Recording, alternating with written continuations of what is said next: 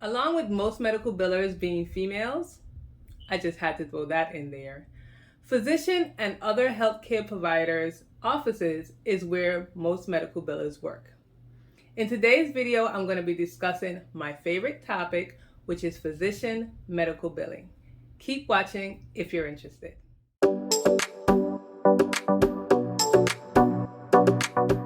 My name is Tamika and I'm a certified professional biller. Today we're going to be talking about physician billing, which is one of the places that you can bill as a medical biller. If you watched my last video, which I will link above, which will tell you the different types of places that you can work as a medical biller. But in today's video, we're going to specifically be discussing physician billing, which is my specialty. I have never billed in the hospital or the dentist's office or any other place like that. I have primarily billed in physician or healthcare providers' offices. I'm going to go over some things that differentiate physician medical billing compared to other types of medical billing. So first, we're going to just start off with some simple things like dress code. So when you are billing in a physician or a healthcare provider's office, maybe I'll just continue saying a healthcare provider's office, you can either have a uniform or you probably can just wear professional clothes. Now, in all the places that I have worked, I've always wore scrubs. And I think that was more of a personal preference for myself and not necessarily the requirement for the business, because I was usually in the back. Most of the times patients don't see me and I don't really deal with patients on a regular basis. So I didn't have to wear the scrubs, but I preferred to wear the scrubs and have a uniform. But depending on which physician office or healthcare provider office that you work in, you may be required to wear scrubs or you may be required to wear professional attire. So there's not really a set uniform or a set of clothes that you're supposed to wear. It just all depends on the place that you're working. Another thing about working in a healthcare provider's office is that you usually are in close vicinity and you're usually close knit with the front desk, with the physician, with the coder. If you work in a hospital, you might not even never see the coder or never see the physician because it's such a big place. With the hospital, there's a lot of physicians, there's a lot of billers and coders, so you probably wouldn't really know everybody. But when you're in a physician office, most of the time, this is not all the time, but most of the time, you will be very close to the front desk, to the nurses, to basically all the staff. So that's what I like about physician billing, that I get to communicate and be around all of the people that work for the company. You also will probably know the patients very well. So again, if you're in a small office, you probably see the patients often. These are, of course, you might see new patients, but you'll also see patients that are established and they continue to come. And if you're, let's say, an ophthalmologist's office, you are in a small community and you will see these patients over and over again. So you get to learn the patients. You might know their names and their accounts and their insurances and their situations. When you're in a bigger facility, sometimes it's hard to keep track of all the patients, so you will not have that personal touch with the patients. Again, that is something that I like working when I'm working in a physician's office, is because I get to know, communicate with, and just have that personal relationship with the patient. Also, when you work in a physician office, you might just be billing for one specialty.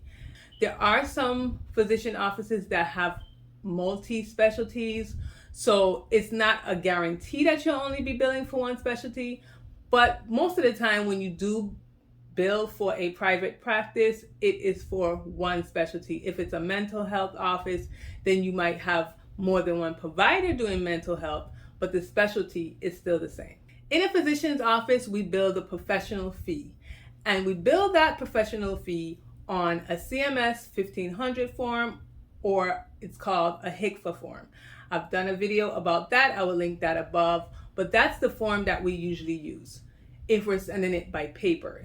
If we're sending it electronically, we use the 837P.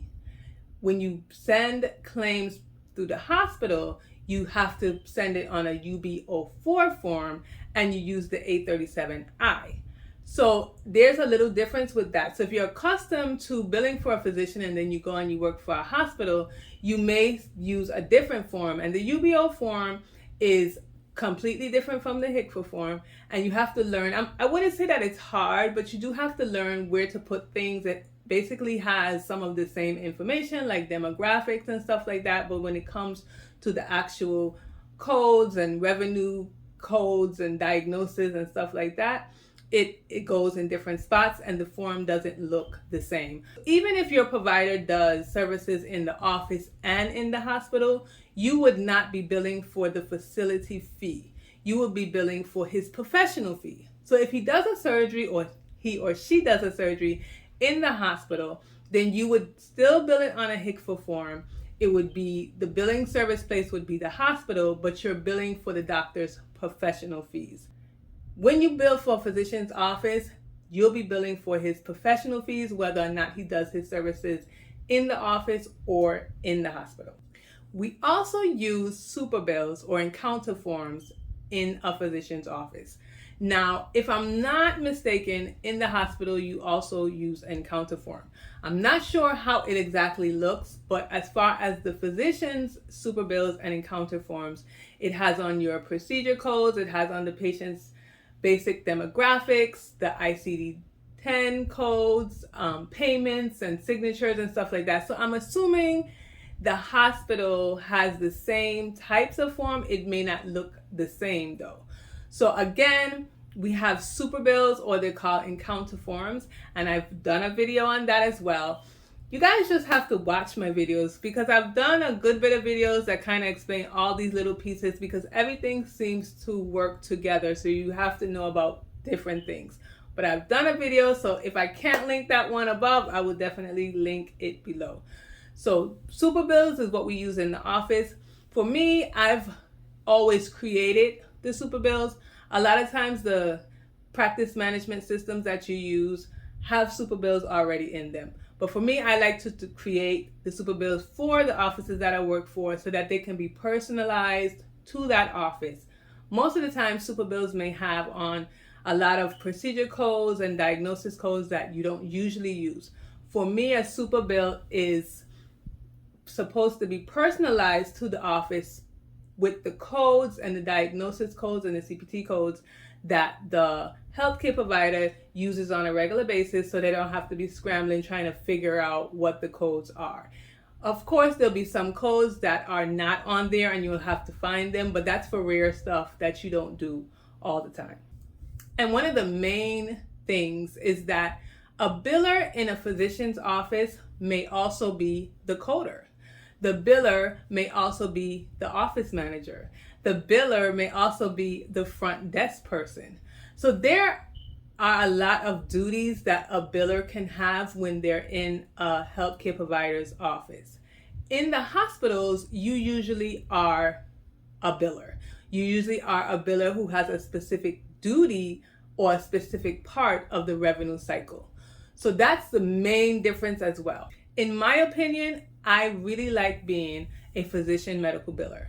Not to say I wouldn't want to try hospital billing, but I really like to do physician billing because you get to learn all the parts of the revenue cycle. Especially if it's a small office, then you're going to be required to do all the parts for the most part. You also might be doing other duties as well. So I just like the fact that you get to learn all the parts of the revenue cycle. And if I then decide I want to go out, branch out and do denials or do eligibility or do, agent reports, then I have the knowledge to do that because I've done all the parts. I wasn't just stuck in one part like in the hospital where most of the times you just have one duty. It's just your preference. So long and short of this, I really love to do physician billing. You might love it too. So when you're deciding whether or not you want to be a biller, you can decide, do I want to deal more with maybe one duty and not all? Do I prefer to deal with all and learn all the duties? So you might try and get a job at a healthcare provider's office so that you can do more duties and learn, be well-rounded, learn lots of things. Watch this video next if you would like to know all the duties that a medical biller could have in a physician's office. Thank you for watching, and I'll see you next week.